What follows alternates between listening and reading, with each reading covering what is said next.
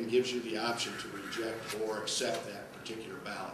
What it doesn't have the ability to do is display all of those conditions on a screen that the voter can see without having the voter interface with the technology. A couple other two things, and I know we're getting dangerous and close, we have some more information to cover, but the 200 is a product that has been 3 years, 3.5 years actually in development. Now we're manufacturing it by our business partner Rico Engineering in California. By the way, all of these products are made in the U.S. The things that we have learned through our experience, we've incorporated in the 200. I'll give you one example. Poll opening, we listen to our clients. We listen to what they have to say about the way our equipment operates. To open the polls on a DS200, you unlock the lid, pull it up, and the question is, do you wish to open the polls, yes or no? It's the simplest poll opening procedure, certainly in the products that we've ever introduced to the marketplace. We also use an open source code with the 200, the Linux operating system. We've got a patented contact image sensor on it that allows us to not have the ballot touch the contact image sensor and reduces the maintenance on the machine. So it's a very well thought out, developed product. And probably the most unique thing to it, with that screen additionally, you can actually customize it for your county for poll worker real-time help on election day. One example may be to review the poll closing procedure. They could go to that screen and have a helper. You can walk them through you can actually also stream live video through that screen. So it's probably, my guess is you'll see this type of technology being represented by other vendors down the road. That's a very, very powerful feature of our product. And this again is the DS200. DS200. Is the M100 an open source code? I don't believe it is. No, it isn't. And is it built in the United States? Is it? Yeah. Yeah. I'm sorry. Yeah, I'm sorry. The only products that we've built outside the U.S. has been our touch computer. Thank you. Hey Todd, on the DS200, do you have a mechanism in place that it would be detected for multiple ballots going through? Yes, and unlike our other products that use light to detect the presence of more than one sheet thickness, we use ultrasound to do that on the DS200. It's a superior methodology to do that. So currently the M100s, I could come and duplicate those ballots and put 10 through for it has a multi-sheet detection capability, but it uses a light source versus. No, I think we're talking about two different things. You're talking about it sorting it through and scanning it in terms of if I brought in 10 different, took in my shirt, brought in ballots to the polls and put those in, that they would go through and be counted. You're talking about fraudulent documents? Yes. Oh, okay. Currently your M100 would not detect that. No, it would actually. We use what we call counterfeit detection capability, where we have two boxes that are designed to be not seen by the scanner. And if ballots are fraudulently produced, they're going to see those boxes. That's the stock, if you recall, that we provided to your selected printer, or encourage them to use that. And that stock. We can. In terms of if I brought in 10 different, took in my shirt, brought in ballots to the polls and put those in, that they would go through and be counted. You're talking about fraudulent documents? Yes. Oh, okay. Currently your M100 would not detect that. No, it would actually. We use what we call counterfeit detection capability, where we have two boxes that are designed to be not seen by the scanner. And if ballots are fraudulently produced, they're going to see those boxes. That's the stock, if you recall, that we provided to your selected printer, or encourage them to use that. And that stock. I can show you that later.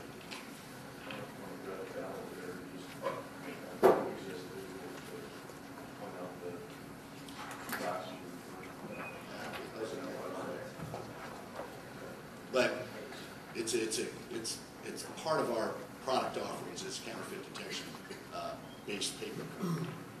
One other thing we're always kind of looking at too is, finding a way, and hopefully the next generation technology, including the DS200 does this, and I think it does, is to put some sort of mark on the ballot to know that it's been counted. Yes, it does. Is that what you're, I mean, I think that's something, a feature that, I know we've all been talking about, we need to make ensure some way that we can, tally up the votes that have been, the ballots that have been counted, and I believe the DS200 dots the ballot in some way. It's a post-imaging physical mark that is made on the ballot, yes. And we don't have that with the M100. That's correct. Yeah. I know we're running right up against our time. Very briefly, we provided just some information on the other products that were not called for in the RFP, ballot on demand, electronic poll book, computer-based training. You can look at those at your leisure. We compliment, I think, the county for going to a paper-based system.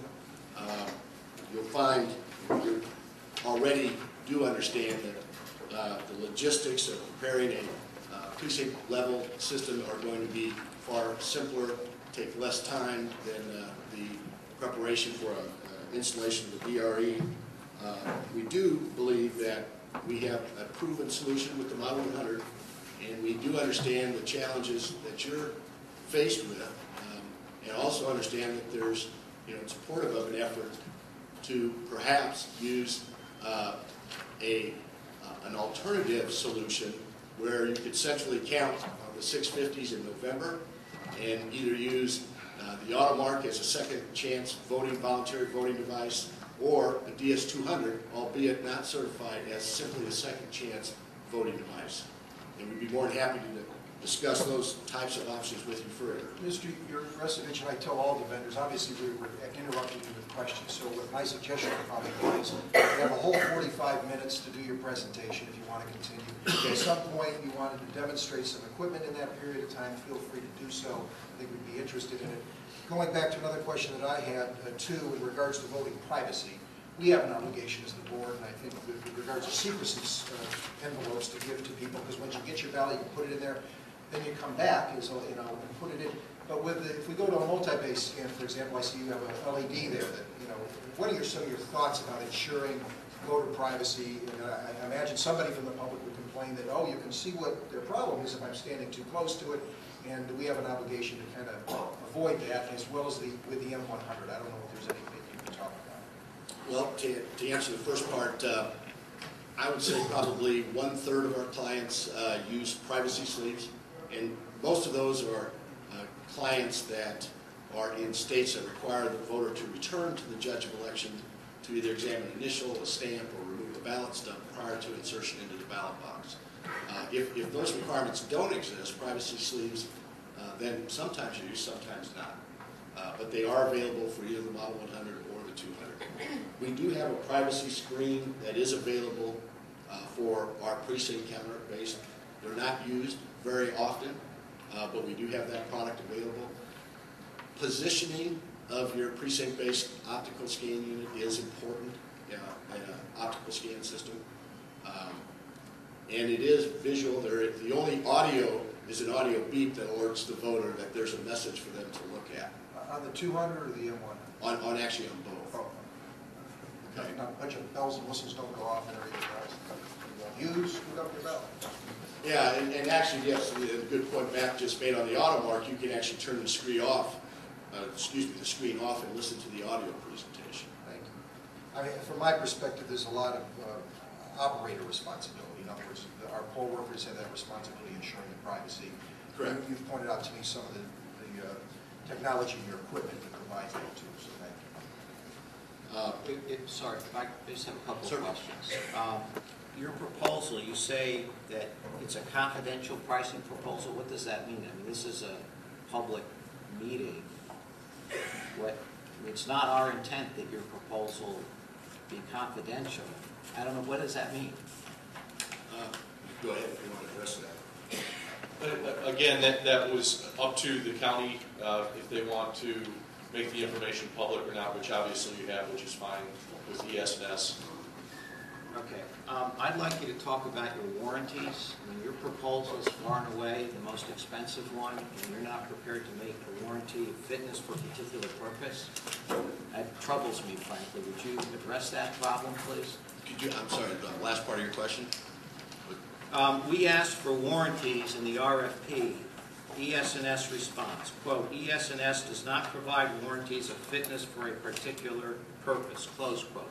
That troubles me, that you're asking, you've made all these great representations, you're asking us for a lot of money, and you won't warrant this equipment for a particular purpose. That troubles me as a board member. Would you please address that issue? Go ahead. Again, I know that this was discussed when we put together the agreement for the March primary election, and we were able to come to agreement with the council of the county at that point in time. I would imagine we would be able to come to agreement again, with contract language, appropriate, should we earn the right, this time. Okay, thanks for trying to answer the question, but I guess my question is, are you prepared to give us a warranty of fitness for a particular purpose? Again, not being our general counsel, I can't stand here today at this time and say definitively yes or no. What I can say is I believe we would come to agreement with the county on language that would be agreeable to both parties. Well, I'd like an answer to that question. I understand you can't give it today, but if you could pursue that, I'd appreciate it. Absolutely. Okay. Just have a couple of other questions. In terms of the Election Assistance Commission, it's my understanding that you've applied for certification testing for the Unity 3.2.0.0, Unity 4.0, Unity 3.0.1.0, and Unity 3.0.1.1 with ATS 1.3. I don't understand what any of those are. Could you explain those relative to this bid? They are all versions of software that operate the different components, the Model 100, or excuse me, the AutoMark, the DS200, and the 650. So to what extent, if that gets approved by the EAC, will that be incorporated in the equipment we either would purchase with any of this equipment? Well, I think we're referencing the 200 with those software versions that are in front of the EAC. Okay. Because I'm sorry. We have certified versions in Ohio today for the AutoMark that are currently certified, and the Model 100 and the 650. Those versions have been certified through NASED and have gone through the Ohio certification as well. Okay, but the ones I just listed are now pending certification at the Federally EAC. certified, yes, federally. Okay. Right, and with the EAC. Right, and they list those as you're opting for the 2002 standards, not the 2005 standards. So I was confused when earlier you said, lack of a better explanation, the hardware was 2005. Are you telling me the software is 2002, or that the EAC is wrong, or what? No, basically, to step back for a moment, we Good. started the process of certifying this with the EAC in April of '07. So to rewind the clock back in April of '07, there was significant left to the then standards of the '02 on the software. Okay, but So that's why it's going through the process that way. all right, but counsel for the EAC explained to me that as of December of last year, any vendor that had equipment or software pending before the EAC had the option to have it certified at either the 2002 standards or the 2005 standards. So my first question is that accurate from your understanding? I believe that, from my understanding, things that were submitted prior to December 17th were on the '02 standards. Anything that a vendor submitted after that date would have to be certified to the '05 standards. Okay, so that's contrary to what was represented to me by the EAC. So we need to get straight that discrepancy, because what was represented to me was that, again, vendors had the option for the weaker 2002 standards or the higher 2005 standards, and ES&S opted for the lower 2002 standards. As opposed to Dominion Voting, which had made its submission in the beginning of 2007, they opted for the 2005. Microvote also opted for the 2005. So I'm concerned that even with the M200s, even if you get this software certified, it's going to be at the lower 2002 standard. So I would like that clarified as well, please. You got it, absolutely. We have, sorry. we have about 5 more minutes left in this, so go ahead. Okay. I'd like you, if you can, to compare and contrast your product with the other two vendors' products. What are the strengths of your products, the weaknesses of theirs, presumably vice versa, but I'm sure you'll just focus on the first part of that question. Well, I guess to begin with the AutoMark offering, we are the owner of the future development of that product, future upgrades, software and/or hardware, full control over the parts that would need to be manufactured for warranty.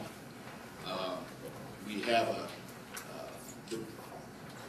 we're the only one with experience in the installation training of the AutoMark to date. As I said, we've installed over 30,000. I've talked about some of the advantages that the 200 has over any other precinct-based scanner, including our Model 100 with the screen, the open source code, the patented contact image sensor. So it sets itself apart from a voter's interface perspective and from the ability to actually provide training on site, on the ground, to workers as a unique device. The Model 650 is without a doubt the most reliable optical scanner in the industry today, and we've given you the provisions to upgrade to the digital imaging scanner when it becomes available. I think the other companies have fine products. I think we, by and large, vendors do a good job in this industry. But I think probably, perhaps what I feel sets ES&S apart in the state of Ohio, you called for in the RFP for to assign that your selected vendor will have to assign a project manager. We brought ours with us today. Jerry Amick will be dedicated to the installation if we're selected. Will manage this program, and I think we have demonstrated in Ohio that we've been very successful in the installation of our products and the support that we've given our clients. So I think the service that we've demonstrated to you is a key component of our product offering. Thank you. I do have a question in regards to your hourly rates on implementation services for November 2008 election. It's $1,500. Is that an hour? No, that's a day. That's a day. If it's one person. We have estimated what we felt would be the whole package in that proposal. At times it would be one person, at times it would not be one. But you bill them at $187.50 an hour, is that what it is? The hourly rate, correct. The hourly rate. So if it's just Jerry down there, that's what he's getting billed. That's correct. If there are 3 people there, you're 3 times 187. That's correct. I have, if I might, I have a question on that section. You have 175 hours under election services in each one of your proposals, regardless of the scenario. 175 hours, $1,500 a day, and then you break that out, project management, including on-site ballot layout, and it goes on. On-site ballot layout. Are you proposing that you will have a qualified ballot technician in our agency to assist us in creating the ballot, and not just, I don't say that lightly, not the project manager who is not the ballot technician? Do you understand Correct. what my question is? I believe I do, and it's, so we have 175 man days is what we're I'm estimating. not talking about the man days or the hours or the cost. I'm Right, talking so about the so qualified it would be a technician. different person than Jerry. Okay. You know, going back to our March experience, it would be somebody from our Rockford facility, you know, who would come to the county and assist Without in that any project. hesitation and without any discussion. It would be a Correct. ballot technician, correct? That is correct. And the second question I have on this section is, underneath election services, again, you have 1,130 M100, it says, at $115, and the total $129,950. ES&S Automark, $635. What are the services that are related to the devices that you have under this section, because you're already charging us up top for the rental or purchase of those devices? So what services are costing us yet again $129,000 and $66,000? And also $28,000 some for ES&S Automark, and again, another charge for 1,130 M100s at $96. Part of that is acceptance test, the installation and acceptance testing that will be conducted. In fact, a big part of that. Okay, when you have a chance after this meeting, if you could provide us with specific details as to what those services are, I'd appreciate that. In your two lease scenarios, the lease and lease purchase, you have different unit prices on the M100s. You have a price in the lease with purchase of $950 per unit, and a price in the lease of $2,875. Can you explain the difference in this price? Absolutely. The difference between the two prices is ES&S's desire to enter into a long-term relationship with the county. And so by the $950 option is an incentive on ES&S's part to develop into that long-term relationship, and that's part of our commitment to the county to do so and incentivize the county to do so. That's what I assumed. The reason I asked, though, is Mr. Rosevich had mentioned at a point in his presentation that there is the possibility of being able to supply the county with used M100s for a one-time rental. What would be the rental rate on that? That would be what, if it's a pure That rental? is a pure rental. Right, that's the pure rental rate, and then if we have the ability to enter into a more longer-term relationship, we're incentivizing the county with a reduced rental rate. So the used rental rate is the one-time rental rate? Correct.